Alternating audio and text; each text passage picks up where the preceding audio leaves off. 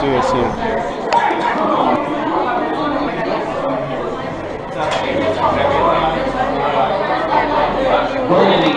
Renanah and Joe, and of course Mark, somebody else you may know, was actually supposed to be one of the panelists today. He was supposed to be speaking on a panel on Israel's legal rights. And of course, you know, as you all know, Solomon passed away. And of course, we think that the most powerful way that you can honor Solomon's memory is by spending time learning about Israel's legal rights. And so there will be a panel this afternoon with Mark Vandermass, Vivian Ziner, Richard Bass, absolutely the top minds in this who are going to be speaking on this. And so definitely I encourage you, after this session is happening, you're going to be able to register for the rest of the day as well. So really incredible sessions going on. So again, if you don't just want to stay for this, you want to stay for the whole day, afterwards we're going to be able to register you for that as well. And if you just want to stay for this, you're free to do that as well. So thank you so much, and I'll pass it on to Goldie.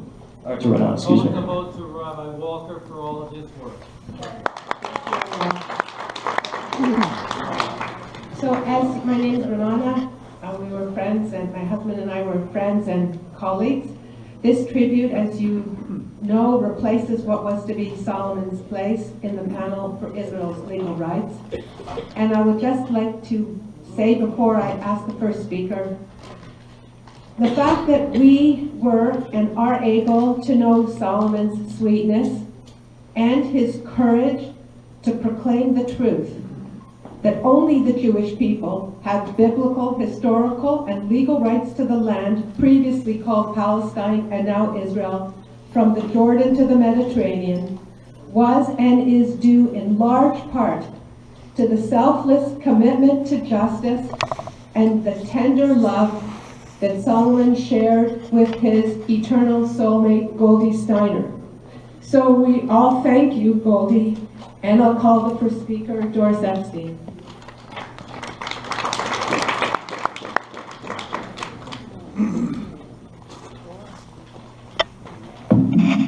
I'm looking around to those of you that I know in person, that I've seen, maybe not by name, that have joined together, been associated with Salomon. I'm looking for Salomon, actually. It seems he's here. Today, we've all come together to honor Salomon Benzimra. Today, we've come together to honor a man who was a champion of our people and the Jewish state of Israel. A force for change. For him, there was no distinction between the personal and the political. In his unrelenting drive for the truth and his untiring, unswerving drive to communicate that truth. I had been introduced to the legal rights issue several years before, through Joe Gemeimer, actually. He's the one that first, yeah, Joe, you're the one that first opened my eyes to this. I thought I knew everything about Israel, but like many, I knew nothing about that aspect. And Joe introduced me to the leading international lawyer, Dr. Jacques Gauthier, for an interview. I interviewed him. I was moved. I learned a lot. But it didn't change me that much until I had a meeting with Salomon before the television show that I was to interview him on with the legal rights of Israel. He sat down with me and prepped me with his marvelous book that my 9-year-old granddaughter could go on that level, my high school children could go on the next, and my university children and beyond. And that changed me. The light went on, and the power and the enormity of implementing that San Reno resolution hit me, and it's never left. It destroys the falseness of the Arab claims to the land of Israel. It exposes the bias of the UN as a human rights abuser that singles out Israel only as a human rights abuser. And I found a quote from a French philosopher, Bernard-Henri Lévy, that Quite possibly Solomon went to school with at the Sorbonne, quite possibly. And he said, and pay attention to every word, there is no anti-Semitism today without the demonization and delegitimization of the Jewish state. That's modern, this is anti-Semitism today. And finally, it's often said that people will not ever remember what you said, but they'll remember how you made them feel. And with Solomon, both hold true. We'll always remember what he said. The stature of his accomplishments, the clarity, and with his charm and genuine respect of people, we'll always remember how he made us feel. Amen.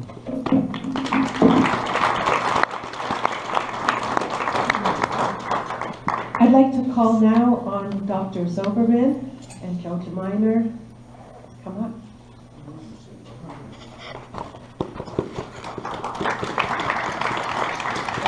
Joe Gemeimer is my husband, friend, and colleague of Solomon, and Dr. Zoberman was, you'd be telling, was the man in the plane next to Goldie and Solomon. I mean, the doctor. I'd just like to say that I met Solomon and Goldie in San Remo, the place where they gave the Jewish people the right to the land of Israel.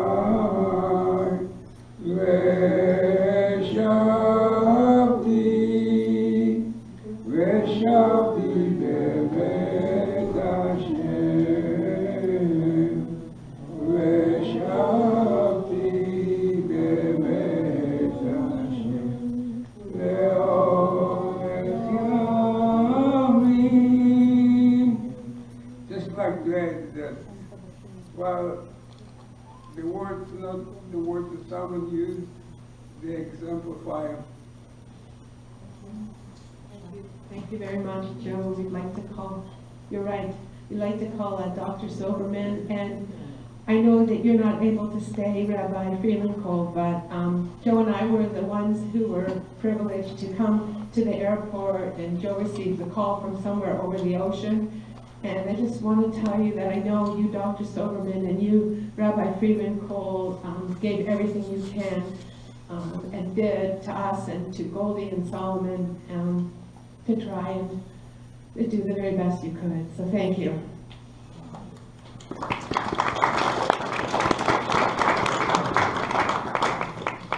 Thank you very much. Thank you for asking me to speak at this memorial for Solomon. It's very special for me, especially because Goldie has asked me that I should speak, and I felt that that could be the least that I could do for his memory. I was one of the doctors. There were actually 3 doctors who were on the airplane when we tried to resuscitate Solomon, and we were not able to do that. Because the other ones live in Israel and I live here in Toronto, so that's why Goldie asked me to speak. Rabbi Freeman-Cole was also there together, and as an acquaintance of Goldie Steiner, he was with her all the time, and that was very, very special for her and for everybody in the plane. It's very appropriate that this memorial should occur between Purim and Pesach. Purim, according to our tradition, Purim was the time when there was the Geulah, the redemption of the Jews who lived in the Persian, the Babylonian Persian world, and it's called one Geulah was a redemption. And in the following month, barely a month later, we have, according to our tradition, the redemption of the Jews who were taken out, freed from Egypt. And so therefore, these are both major highlights in the Jewish calendar, which represent redemption of the Jews and redemption of the world, because we believe that it is our task in the world to present God's image and God's presence in the world.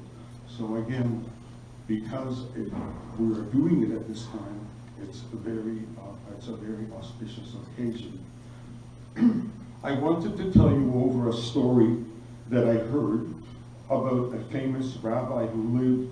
He was actually a survivor of the Second World War, and he was famous because he went around and he lived much of his time in Paris. His name was Rabbi Mordechai Romansky.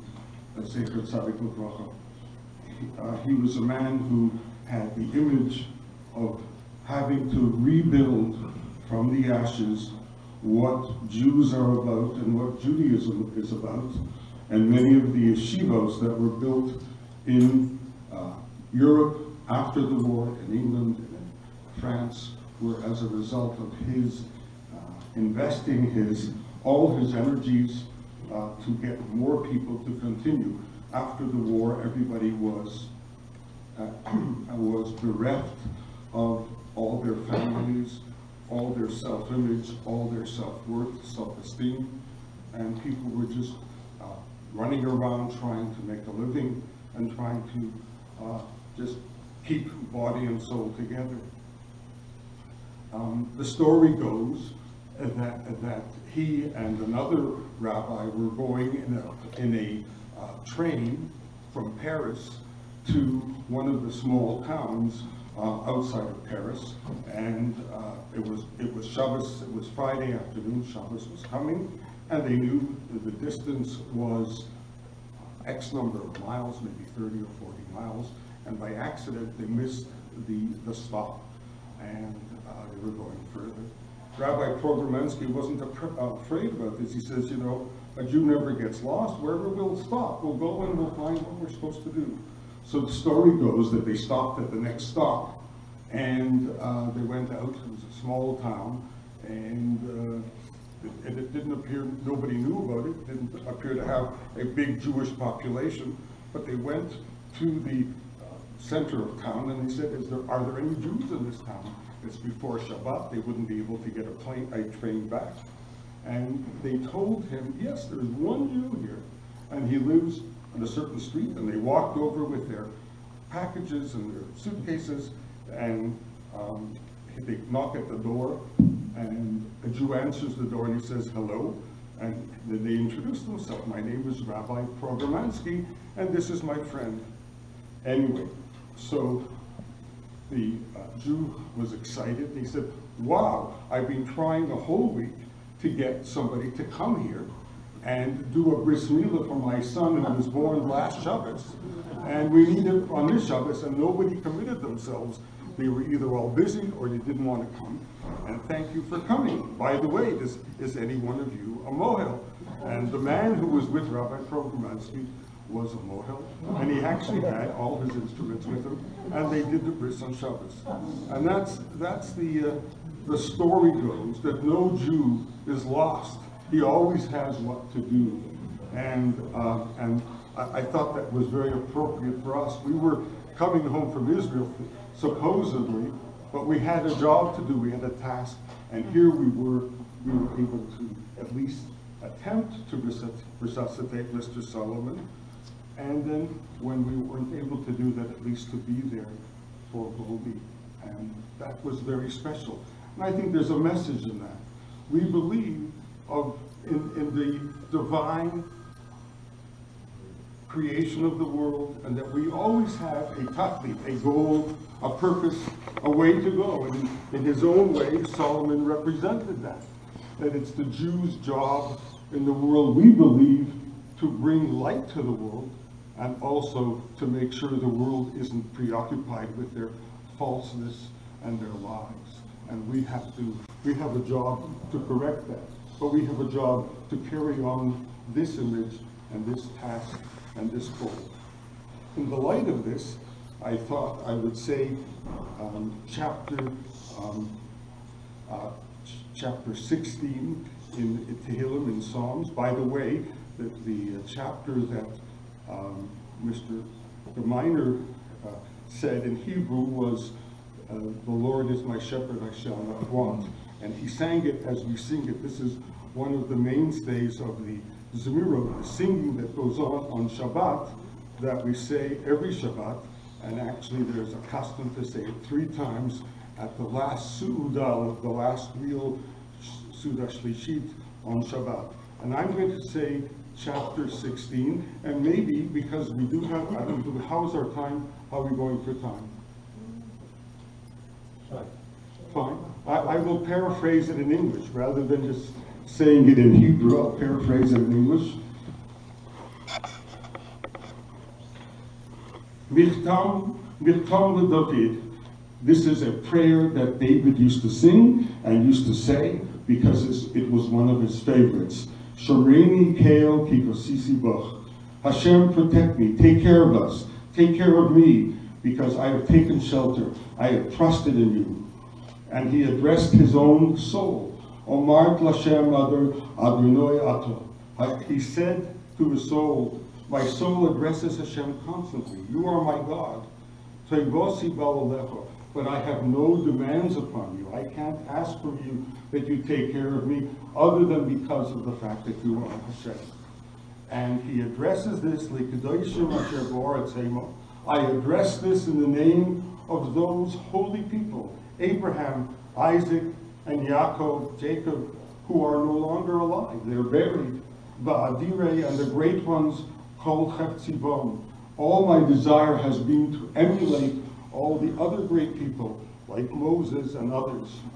And he addresses the ones who were non-believers, those who detract from Jewish values and the Jewish religion. Yirbu atzvaisom acher mahon. They hurry to do other things and to deny and make great claims against God. But Balasech Niskei Midom, I will have no part in their offerings, and I will not even mention their names. Hashem, you God, Menos Chelki B'Kaisi, You are indeed my part, my lot. You will make sure that my lot will end up good. Even though it appears it's by chance, these chances that are granted to Jews and to King David himself and all of us, these are sweetness, these are chances to do great things. Nachlos, also the inheritance of Hashem, Shofro Loi, is beautiful for me. Everything that God demands of me, my whole inheritance, the Torah, that is beautiful for me. I will bless and thank Hashem, God, that He's given me advice. Also at night, my kidneys will let me know there are hormonal balances from the kidney which put us in the right frame of mind to do the right thing. Shivisi Hashem l'nei, I have placed Hashem in front of me forever. It means God's presence is always palpable. Meaning because He's always on my right side. Bal emwit, I shall not trip, I shall not go off the way. Therefore my heart is happy, and my soul will be enraptured. The soul lives forever. You will not allow my soul to go down into Sheol. Those who are honest in Hashem's ideas and ways, they will not go down into pit. So this is what we say. David says this, King David said this, and we say it about Solomon. May Hashem let us know the way of life. May Hashem satisfy with the happiness of being together with Hashem. His soul is with Hashem. Ne'imoy, sweet things, b'mincha, in Hashem's right side, netzach, forever and ever. It's very important for me that I'm involved in this. Solomon came from a very illustrious family. Rabbi Yossi told me of where his origins were, and he was involved with taking care of the Jewish nation, the Jewish state. We pray that his neshama have an aliyah, that his soul will be exalted, and that he should rest in he should be bound up in the tree of life forever. Amen. Amen. Thank you so much, Dr. Zoberman. We treasure every word that you said. I would now like to call on Meir Weinstein to speak.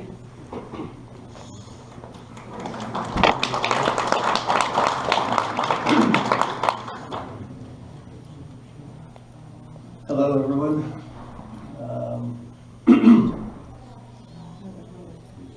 Being a pallbearer at the funeral of Solomon, it was quite the moving experience. Solomon came out to many protests, many activities, and he wrote extensively about the truth of Israel, the truth of the claims that we have to the land of Israel. And you know, as I was carrying the coffin, one of a number of people, I was in a lot of deep thought about Solomon's life, as I knew him for a brief period of time, several years, and it really goes in a flash, unfortunately. That's how time is.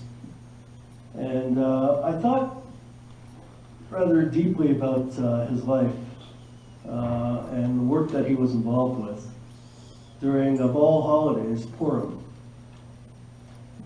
Because during the story of Purim, I'm not too sure if a lot of people are really that much acquainted with the beginnings of the story of Purim and why this kind of education is so important. And what Solomon taught and wrote is almost like what Mordechai, his message to the Jewish people in that era. In Purim, King Ahasuerus, it starts off, he calls a party, a massive party that's lasting for an extensive period of time. And the Jewish people are participating in this party. And what's this party about? King Ahasuerus made a calculation that the prophet Jeremiah said in 70 years the temple was going to be rebuilt. The Jewish people would return to Israel. And he made a calculation that that prophecy, that the 70 years already passed, and it's not going to happen. And he had vessels in his possession, and he's calling a party to celebrate that the prophecy never came true.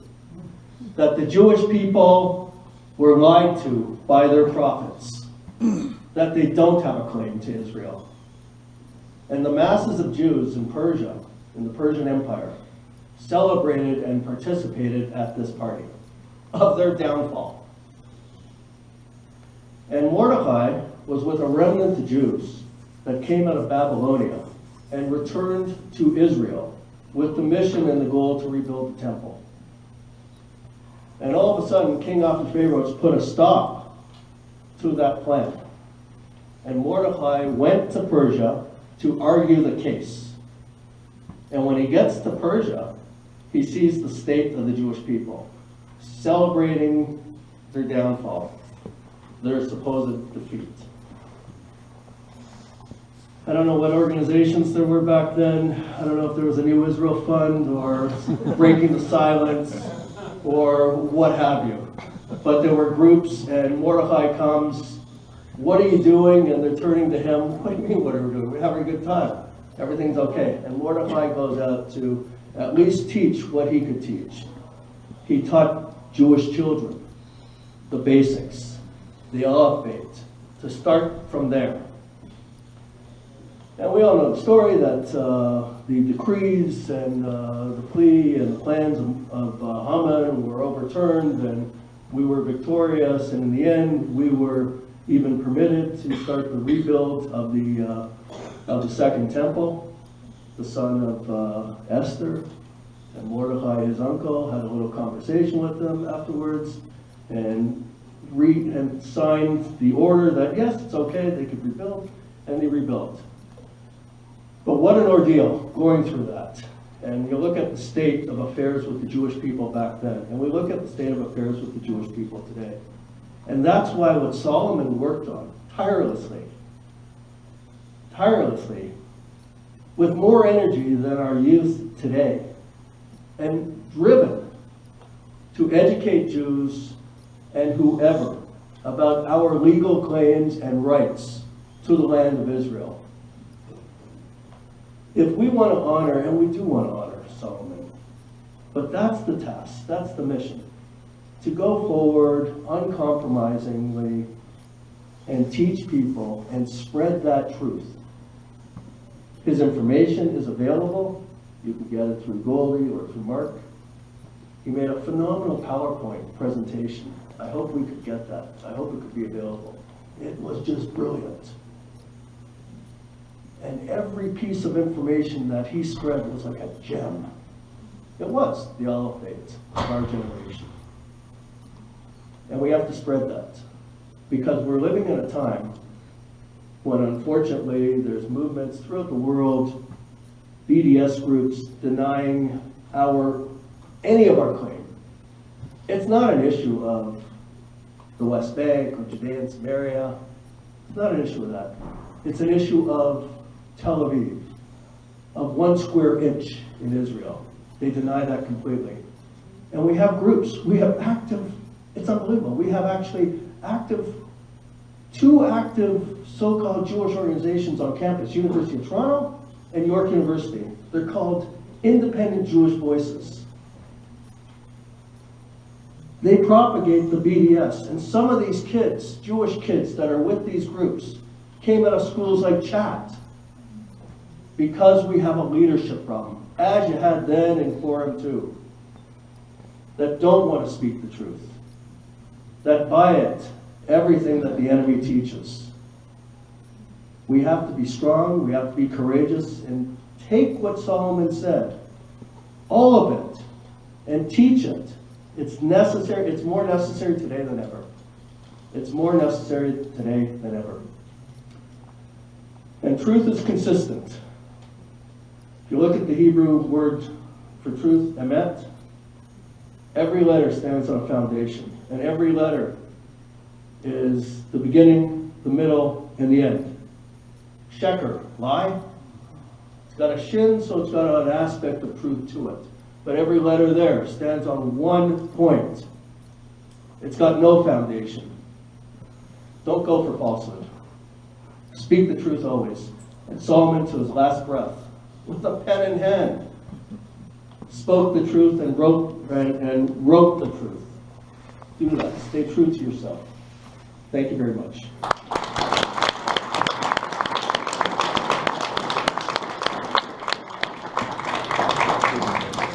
Thank you. Richard Bass, are you here? Thank you so much for your words, Meir, and treasure them as well. Okay. Thank you. First, I want to thank you, Goldie, for inviting me to say a few words. I'm honored. I first met Solomon several years ago. I was trying to figure out exactly how many it was. I think it was about 9. When I, along with a small group of people, were invited to Goldie's condo, or what I think was Solomon's first public PowerPoint presentation on Israel's legal rights. It was in Goldie's kitchen area that this group of about a half a dozen of us or so watched as Solomon did things with PowerPoint that I had never seen before and don't think I've seen since. I didn't even know PowerPoint could do some of the things that Solomon was able to create with this presentation. Solomon applied his exceptional intellect to create incredibly sophisticated PowerPoint presentations to communicate his findings on Israel and the Jewish people's legal rights. At that time, there was very little public awareness about the history and facts regarding Israel's legal rights. Solomon, along with Howard Brief and Jacques Gauthier, were pioneers and visionaries in this area. Through my contact with these 3 exceptional men, I became passionately interested in understanding the truth about Israel and the Jewish people's legal rights to the land of Eretz Yisrael. And then I did what I could to help get that information out. As a result of Solomon's efforts, much has been accomplished in getting this truth out. When Solomon and Goldie started on their journey together, as I said, about 9 years ago, to the best I can calculate, to educate people about Israel's legal rights to the land, not just the general public, but also diplomats and the government of Israel, who at that time were virtually uninformed and quite apathetic. The Israeli government was resistant to even acknowledging their rights. Solomon and Goldie have played a huge role in changing the awareness and positions of the Israeli government. Their last trip was evidence of how much their work has achieved. They met with Naftali Bennett and Tzipi Hotovely. Tzipi Hotovely is Israel's deputy foreign minister, as I'm sure many of you know. And a couple of weeks ago, she spoke to 50 law students from Harvard University's honors program, where she said the following: "The time has come to return to the legal truth according to international law." Would you have thought that possible 9 years ago from where you guys started?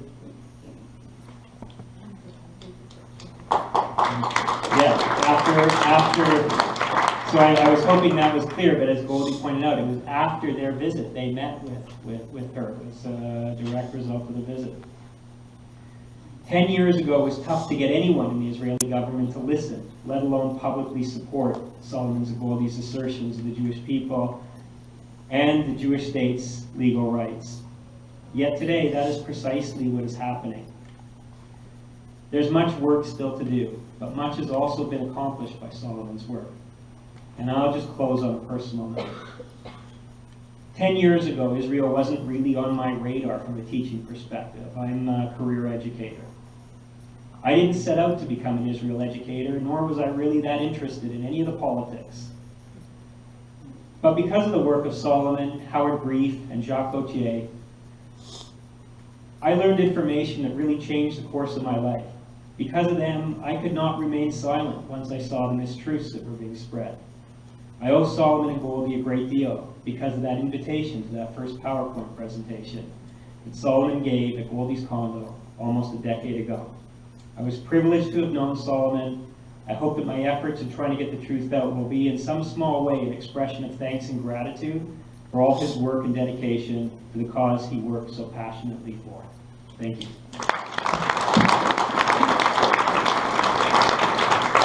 Thank you so much, Richard. And I'm sure Solomon would thank you for those words. Now I'd like to call on Mark Vandermass and then Goldie Steiner. And Yossi, where's Yossi? Oh, wait a second. Yossi, sorry, you're next. Sorry. Sorry, Yossi, please. Thank you, Mark. Sorry.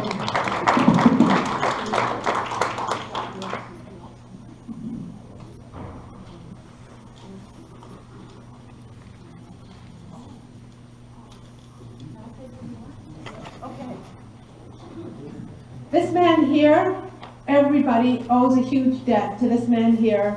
This is Yossi Winter, the head of the Toronto Zionist Council, the man who has stood behind virtually every single one of us and who has represented quietly the horrors and of the Holocaust and the imperative to do whatever we can to speak the truth and change the world. So Yossi, a few words.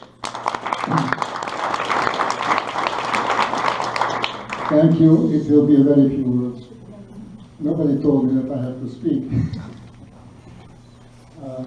I am still the president of the Toronto Zionist Council. I've been doing this now maybe 20 years or so, and I think it's time to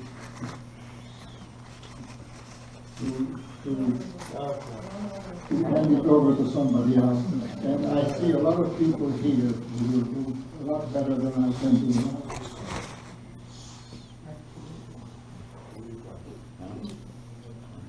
Well, 85 is not a very old. So, since I didn't prepare anything, I just have to say that I see a lot of people here who can do a lot of things to make sure that our country, our Jewish country, will survive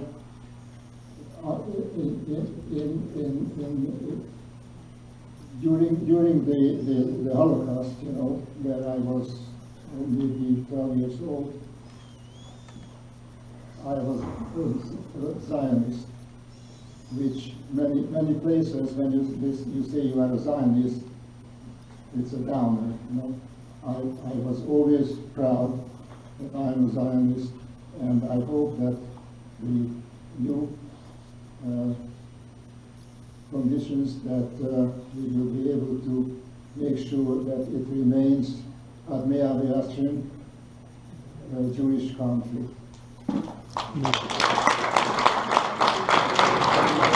Yossi, I know that when your support for Solomon and for his work, it just spoke volumes to everybody. Everyone knew Yossi's behind this, and that gave us courage and strength, and we all thank you so much for everything. Okay, Mark Vandermass.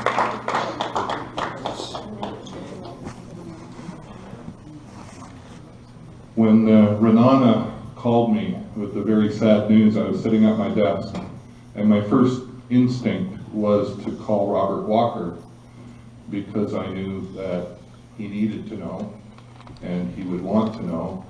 And I didn't say anything to him about working Salomon into the program at all, although I suspected he probably would. So, Robert, I know you're busy today, you're probably not in the room, but thank you so much for naming this or including Salomon and doing this in his honor.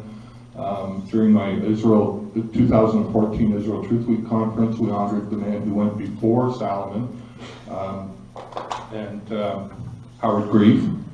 And we're losing some good people, but they've blazed a trail for us. I listened to the words of Richard Bass and Meir, sorry, forgive me, Meir. It still affects me. It's still affecting me when I think about Salomon. So, let me say this. Meir's words give me the courage to tell a story. I spoke at his funeral. I didn't tell the whole story. At the 2013 Israel Truth Week conference, I had a number of speakers. One was, of course, was Salomon, one was Renanah, and another one was Tahir Gora. And Tahir Gora was a Muslim, and he invited Salomon to come and speak to him, to his people. Now imagine, for the first time in history, I'm sure, a Muslim has invited a Jew to come and talk about Israel's land rights. And it was an amazing discussion. So they asked some really tough questions, and Salomon was very diplomatic, but very knowledgeable, very firm, very sure of himself. There wasn't a single question that he could not answer. I was just totally in awe of him. And it was there where I formed my impression of him because of his accent and his background. I call him my le professeur. And of course that's exactly what he was. What I didn't say at the funeral was, there was a fellow that came in 15 minutes late to the presentation. And he was from another Jewish organization, which I'll leave unnamed. And as soon as Salomon was over, he jumped to his feet and said, "My organization disavows this presentation, and we believe in a two-state solution." Now, Salomon hadn't actually said anything about any solution. He was just giving the facts about Israel's rights. Now, I'm not Jewish. Most of you probably know that. But I'm in shock. Pardon? So I went to him afterwards as he was leaving out the door and said, "I need to ask you a question. Because I'm the founder of Israel Truth Week, not Israel Lies Week. Is Salomon telling something that's not true?" "No, but everybody in Israel supports the two-state solution."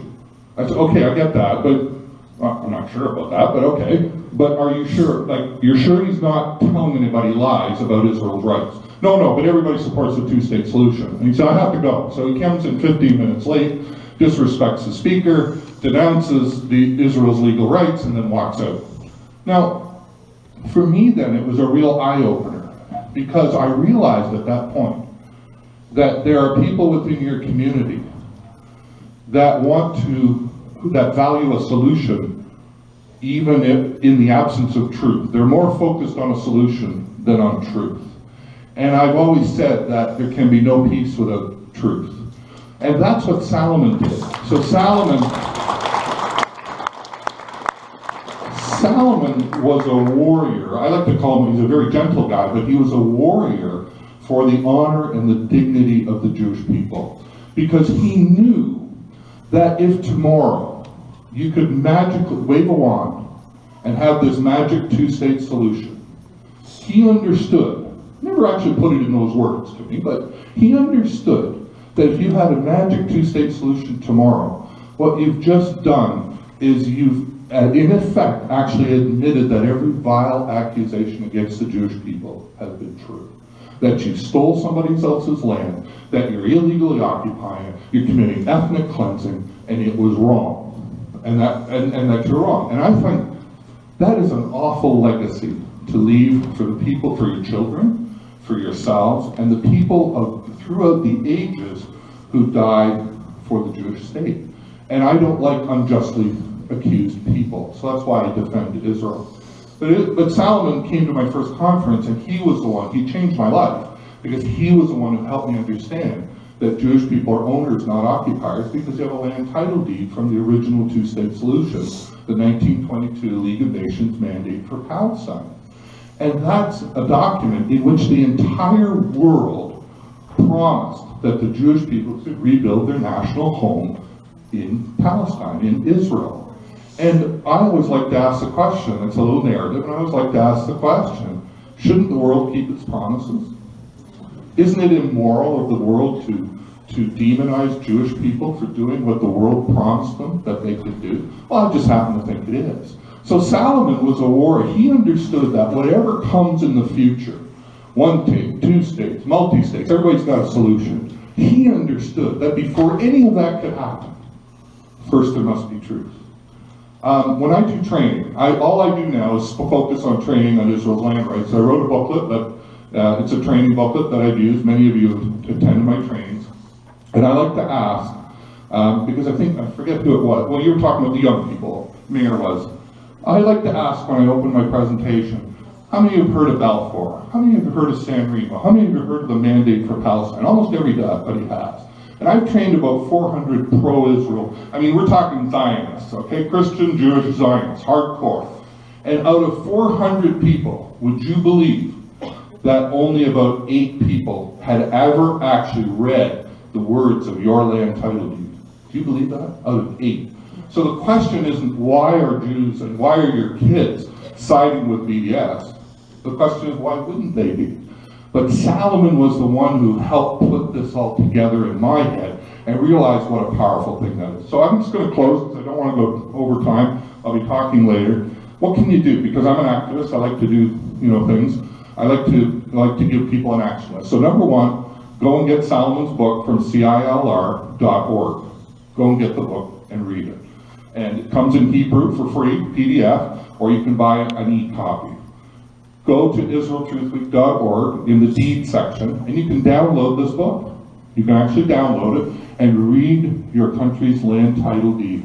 And would you please, read this document. If you have any questions, call me. I'll try and answer it. If I can't answer it, we'll find somebody.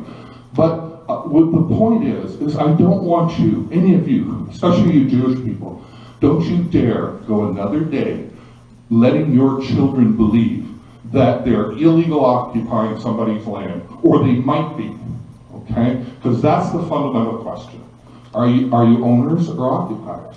I try to help people decide that question. I think you kind of know where I stand. But that's the question, not the solution. Are you owners or occupiers? And Salomon helped me clarify the answer to that question. And when I read this magnificent document from the world, I realized the truth.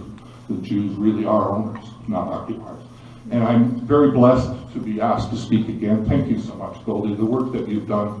And I know sometimes Salomon he'd be a little discouraged sometimes, and he didn't think he was getting anywhere. And the more people I listened talk about him and the influence that he had on, I think, wow, this guy has changed the world. He really has. And with Goldie by him, because for every good man, there's a better woman helping him.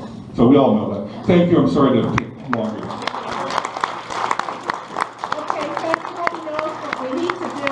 Thank you, Mark. Your commitment meant so much to Solomon and to all of us, and we look to you. Goldie, please.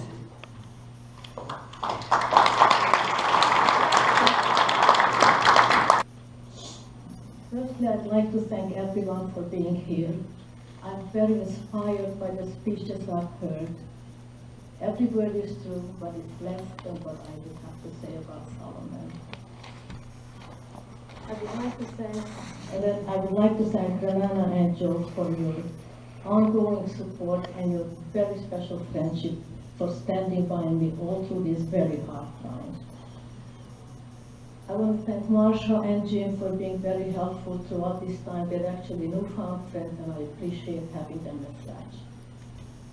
The volunteers, Marie, Vera, Debbie, and Heather, I thank you for passing around the clipboards and collecting support for what we're going to do next in Solomon's legacy. And I want to thank the village Shul and especially Robert Walker for graciously allowing the Soshin tribute to be heard in lieu of Solomon's participation in the Hasbara panel, which was going to be right at this moment. Solomon, my dear friend, my soulmate, I address you as if you were next to me, which in reality you are. You departed in body, but your spirit is and will remain with us forever, who are assembled here, friends and associates, in collective grief. You left an impressive legacy to all who were fortunate to know you or know of you. Much has been conveyed by the outpourings right here and from many parts of the world, but all that is barely enough. I will quote only one from a well-known expert in international law, the former Israeli ambassador to Canada, Alan Baker. Solomon was one of the few people that I can truly say really understood the issues facing us. and had the clarity of thought and ability to analyze in a logical manner the problems and potential ways of dealing with them. His concern for and love for Israel was remarkable. I learned much from him and greatly value our frequent correspondences. I will miss them. Quotes closed. In a world where morality has sunk to the ground, when an IDF soldier sits in an Israeli jail for killing a terrorist, when terrorists are celebrated as martyrs, when Iran flies messages from the skies that Israel must be wiped off the earth, and the so-called civilized nations stand by in silence. And the Israeli courts in cahoots with the corrupt media, the foreign NGOs, and the left are bent on clipping the wings of the leaders of the government of Israel. There was one man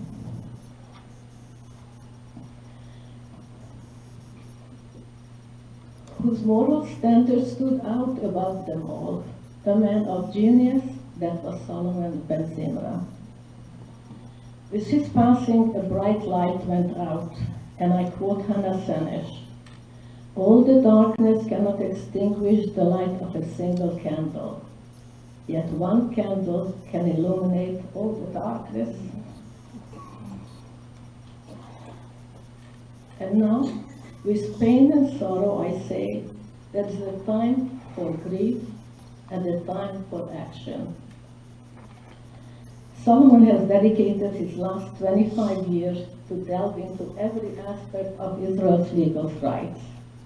In 2011, he wrote a book called The Jewish People's Rights to the Land of Israel, to bring awareness of same in a concise fashion to all. The book has been translated to Hebrew and endorsed by then Minister of Strategic Affairs Moshe Yaalon, among others. Moshe Yaalon said, I quote, "The Jewish people's rights to the land of Israel comes to fill a knowledge void.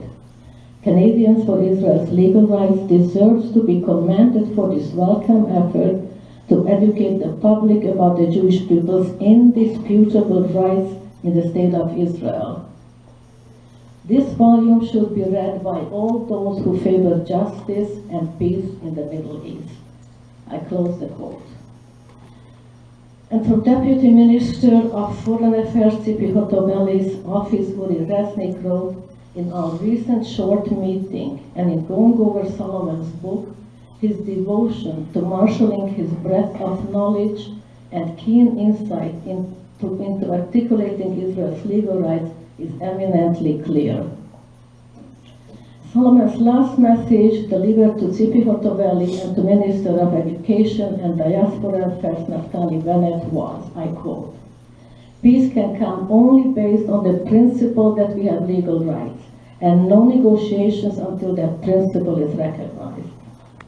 His thinking was as follows.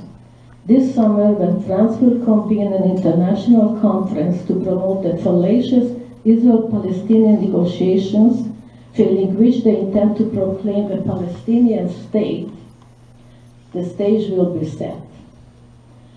During this assembly of world leaders attended by the mainstream media is the time for Israeli Prime Minister Benjamin Netanyahu to firmly and unhesitatingly proclaim the Jewish people's legal rights. If recognized, it is the opening of fair and just negotiations. If rejected, Israel simply must walk away.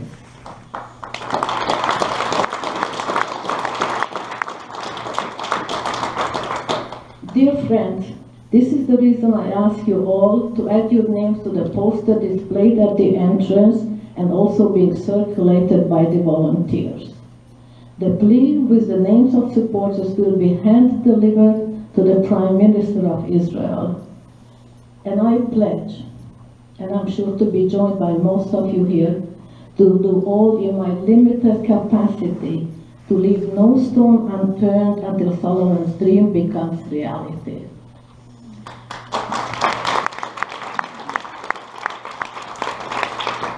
And I ask God to bless our leaders with wisdom, to fulfill the dream of one who gave his all to save our land for the benefit of Am Yisrael. And now I say, farewell. Farewell, Solomon, may you rest in peace. I have one last message to read, which I received minutes before I left the house to come here, and it comes from Dr. Jacques Gauthier, and this is what he had to say. I hope I'm not running over time. Regrettably, I couldn't join this important gathering of those who love and admire Solomon, as I am currently out of the country.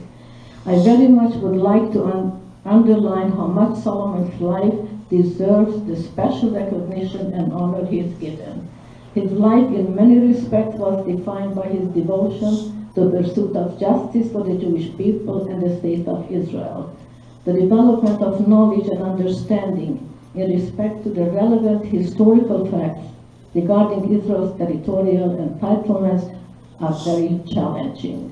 For many years, Solomon diligently took the necessary steps to acquire knowledge and then implemented a strategy to share his knowledge with others through publications and participation in various conferences and events.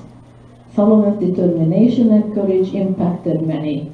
It is my hope that Solomon's exemplary life will continue to bear much fruit. Well done, et bravo, Chef Solomon. In my last words about Dr. Gauthier, he's a hero in